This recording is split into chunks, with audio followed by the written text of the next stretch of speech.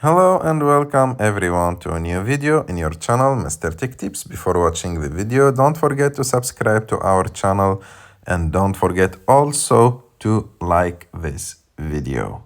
In today's video, I will show you how to show battery percentage on iPhone lock screen in iOS 17.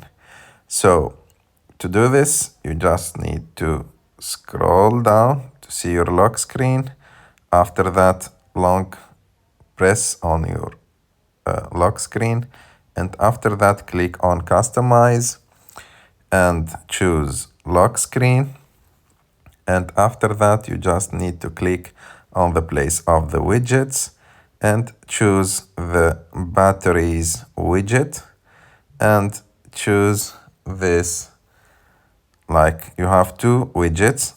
If you want to show the percentage, you just need to choose this one and you will see now the percentage of your charge in your phone.